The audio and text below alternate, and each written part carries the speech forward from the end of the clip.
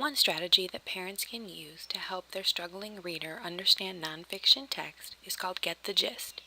Basically, how to summarize and identify the most important information in a text. Exactly what is the GIST strategy? It uses prediction as a comprehension aid. Mainly used for expository text, it helps students to tap into background knowledge. It uses a list of prompts that are listed in these 3 steps: pre-reading, reading, and post-reading. Pre-reading, you will help your child learn to ask themselves these questions before they begin reading a text. 1. Predict the gist or main point by scanning the page. Look at the pictures, look at the headings. Ask yourself, what do you think this text is going to be about? What makes you think so? Record your prediction. Then your child may begin reading the assigned text. As they are reading, they should be stopping and checking. Did they find evidence to support their prediction? Did they find evidence that doesn't support the prediction? Do you want to change your prediction? This can all be done while your child is reading. Last is post-reading. This is where your child will think about what they have read and make a final revision to their gist statement. Do you want to make changes about this topic?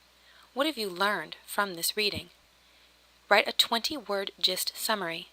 This summary should help your child realize the main idea or the main point of the text. Summarizing is another strategy that can be used.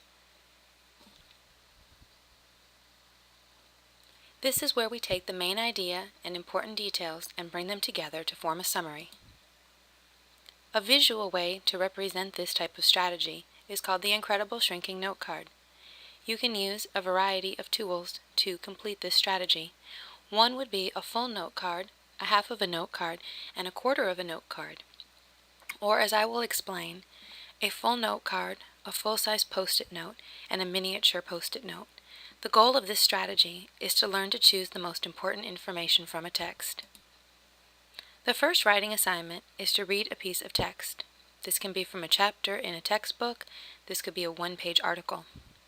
Jot down your notes on your index card.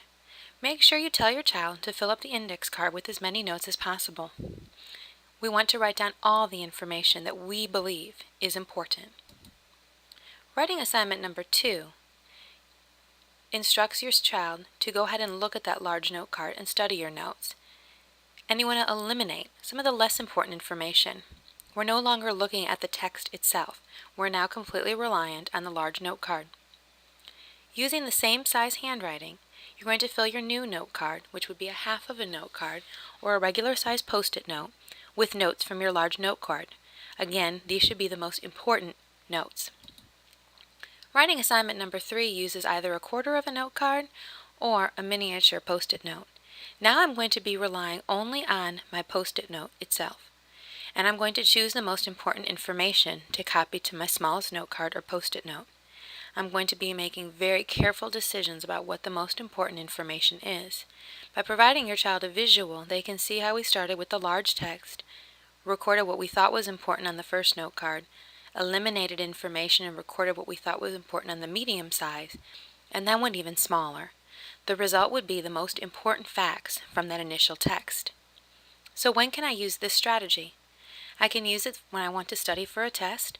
I can summarize different key points in a chapter or different sections of a chapter.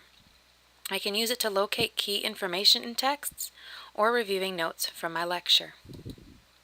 I hope you have learned how to become more involved in your child's learning through this workshop. I will leave you with this. Tell me and I'll forget. Show me and I may remember. Involve me and I'll understand. Thank you.